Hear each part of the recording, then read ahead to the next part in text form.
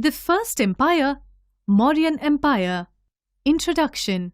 The period of Mauryas was the time of political unity. Magadh was the first state to be conquered by Mauryas. Chandragupta Maurya ascended the throne of Magadh in 324 BC. This was the beginning of Mauryan Empire. It emerged as the most powerful of all Mahajanpadas. The Nandas rose to power in the province of Magadh.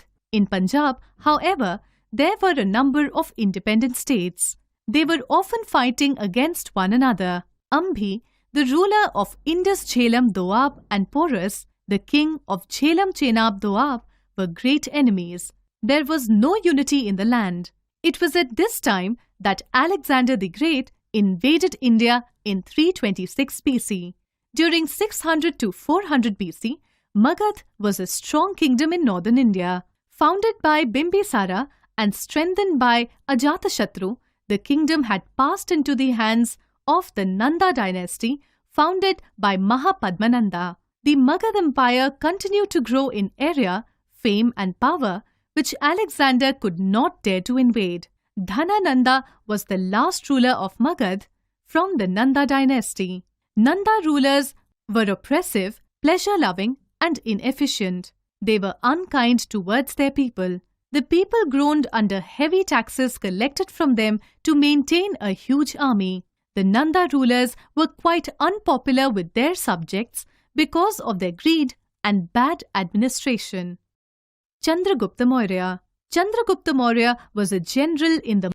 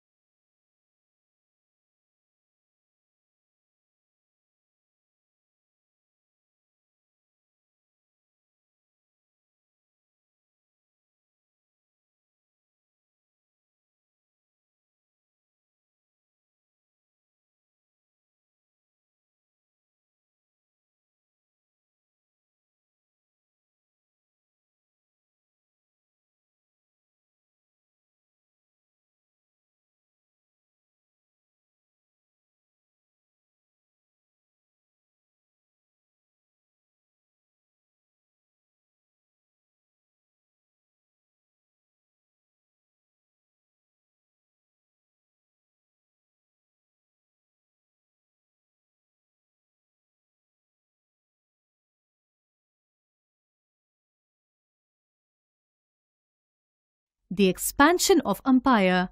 Chandragupta Maurya was a powerful ruler. He conquered most of India with a large army of 7 lakh men. His empire extended from Bengal in the east to Afghanistan in the northwest. In the south, it extended up to Mysore, Malwa, Kathiawar and Saurashtra, which were also parts of his kingdom. He was thus the founder of the first empire of India. Prosperity of region. During Chandragupta Maurya's period, Law and order was well maintained. The share of the state was 1/6 to 1/4 of the produce. Trade flourished. Glass, stone carvings, cotton, wool, and silk were exported to other countries. He built a very wide and long road from his capital Patliputra in the east to Peshawar in the northwest. For the city administration, there was a committee of 30 members. It was divided into 6 boards of 5 members each. These boards supervised the art, industries, trade, and markets, etc. Chandragupta's rule lasted for about 24 years. Bindusara, 298 to 273 BC. Chandragupta was succeeded by his son Bindusara, and he himself became a Jain ascetic. Nothing much is known about Bindusara except that he had good relations with the Greek kings. He probably conquered Deccan and extended the Mauryan rule up to Karnataka. Ashoka the Great, 273 to 232 BC. Ashoka is regarded as one of the most popular rulers of ancient India. He was born in 304 BC. His father, Bindusara, had made him the governor of Takshila and Ujjain during his lifetime. When Bindusara died in 273 BC, Ashoka succeeded to the throne. But his coronation was held in 269 BC.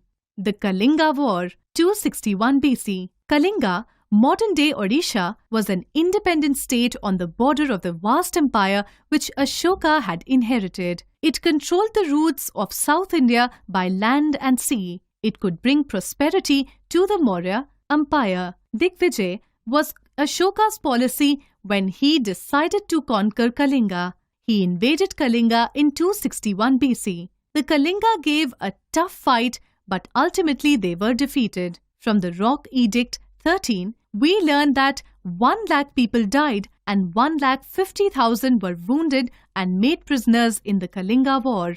Impact of Kalinga War. The sight of such a massacre of human lives and the sufferings of the wounded women and children had a deep impact on Ashoka's mind. It made him very sad and unhappy. He vowed never to indulge in war again and to devote the rest of his life to spread dharma. A devoted Buddhist. Ashoka became a faithful and devoted Buddhist after Kalinga War. To him, Buddhism was a religion of love and ahimsa. He studied the Buddhist scriptures under his guru Upagupta. He joined the monastic order but did not renounce his kingship. By making rules for monks and nuns, he tried to set the house of Buddhists in order. He devoted himself to the spread of Buddhism in India and abroad. He spent the rest of his life caring for the welfare of his people and in teaching them how to lead a good life through the spread of Dhamma. Ashoka's Dhamma or Dharma. Ashoka is regarded as one of the most popular rulers of ancient India. To make men peaceful and virtuous, Ashoka laid stress on high ideals of conduct in practical life. This was called his Dhamma, the Pali word for Dharma. His Dhamma was a practical code of morals. It aimed at improving lives of the people. Main points of Ashoka's Dhamma are following ahimsa, that is non-injury to all living creatures. Live in peace and do not fight over land and religion. Show respect and tolerance to all religions. Children must obey their parents and show them respect. Students should obey and respect their gurus. Ashoka's services to Buddhism. Ashoka visited all the places connected with the Buddha and gave liberal grants for their development. He ordered construction of suitable monuments in honor of the Buddha. He constructed monasteries, viharas, at several places where Buddhist monks and nuns could reside. He constructed as many as 84,000 stupas. He converted the Third Buddhist Council at Pataliputra in 252 BC to resolve differences in Buddhism and improve the conduct of bhikshus, Buddhist monks. He sent preachers to foreign lands like Nepal and Tibet, China and Japan to spread the message of the Buddha. He sent his own son Mahendra and daughter Shangomitra to Sri Lanka to spread Buddhism there.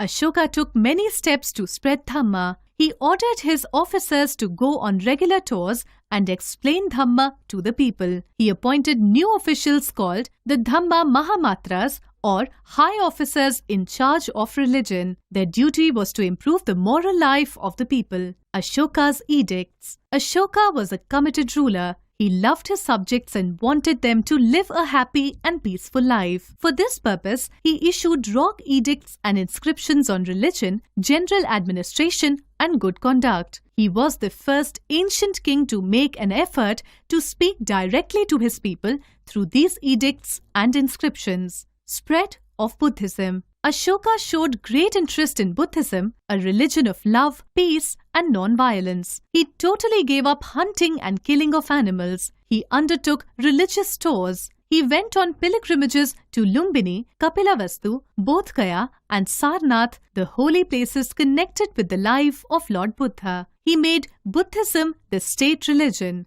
He always stood as the defender of this religion. He laid down certain rules for the monks and nuns to follow. He built a large number of monasteries for the Buddhist monks and nuns. Mission. Ashoka convened the Third Buddhist Council at Pataliputra. The council decided to send missionaries to other countries. Such missions were sent to the kings of Ceylon, Syria, Egypt, Burma, Siam, etc. The Ceylonese mission was sent under Ashoka's son Mahendra and daughter Shanghamitra. Some of the missionaries were also sent to the Himalayan region and the independent kingdoms of the far south. As a result of his efforts, Buddhism spread to many foreign lands, where it exists even today. Thus, Ashoka made Buddhism a world religion. Religious tolerance. Although Ashoka was a Buddhist, he was tolerant towards other religions as well. He taught that a man should not only like his own religion, but also respect other religions. He himself gave large gifts to Buddhists, Brahmins and Jains and treated them alike. Thus, everyone in his kingdom had complete freedom to practice and profess his own religion. Service to people. After the Kalinga War, Ashoka spent the rest of his life in the welfare of his people. He allowed them to approach him at all hours, whether he was eating or in his private room, for his first duty was to serve his people. He opened hospitals for both men and beasts. He supplied medical herbs and drugs wherever needed. He got canals and roads made. He had shady trees planted on the roadsides and got wells dug for the welfare of his people and travelers. Education. People were mostly literate. Monasteries and pathshalas educated the masses. For higher education, Takshila and Banaras were the famous centers of learning. Sanskrit was the language of the learned, but the common people spoke Prakrit or vernacular languages. Trade. Majority of people were farmers and lived happily in the villages, but those people in the cities were prosperous. Pataliputra, Takshila, Ujjain and Bharuch had some important trading centers. Markets in the cities were always full of different merchandise. Trade flourished in the country. The inland routes connected the cities both in the north and in the south. Besides, India had a flourishing trade with Rome, Egypt, Ceylon and China. Thus, there was complete peace and prosperity during the reign of Ashoka, and the country was not disturbed by any foreign invasion. Art and architecture. Ashoka was a great builder. He built cities, palaces, stupas, monasteries, caves and pillars. He is said to have founded the cities of Srinagar, Kashmir and Devapattan, Nepal. The royal palaces of the Mauryas were the finest. Even Farhain, the Chinese traveller, was full of praise of Ashoka's place at Pataliputra. The stupas at Sanchi near Bhopal and Bharhut, central India, are beautiful monuments of his reign. Besides, he built monuments in caves near Gaya for the monks, both Buddhist and Jain. Ashoka pillars were made of sandstone. Beautifully polished, they shine like gold in sunshine. On the top of each pillar is carved an animal figure, an elephant, a bull, or a lion. The Sarnath pillar is 23 meters high. It has 4 lions carved at the top, seated with their back to each other. The artists attained a high skill in polishing the pillars and carrying heavy blocks of stone. Ashoka's Dhammachakra is adopted in our national flag. Ashoka's place in history. One of the greatest rulers of India and of the world, Ashoka is remembered as one of the wisest kings who ever ruled. He was a great conqueror. He raised Buddhism from a local sect to a world religion, a position which it still enjoys. With his policy of religious tolerance, he taught the world that we should respect all religions. His welfare-oriented administration highlights his concern for his people. All men are my children. This principle is an ideal worth emulating by any ruler in the world. His Dhamma shows his sense of commitment for virtues in life. He laid stress on moral conduct, love, and non-violence. Therefore, Ashoka has been called Ashoka the Great. Downfall of the Mauryan Empire. Within 50 years of Ashoka's death in 232 BC, the great Mauryan Empire broke down because weak successors of Ashoka failed to cope up with the administration. Mutual rivalries among successors in the defense of laws of succession. The vastness of the empire was not within the control of weak and inefficient successors. The distance from the capital, Pataliputra, encouraged the provincial governors to rule independently. King Brihadrata, the last king of the Mauryan dynasty, was killed by his army chief Pushyamitra Sunga.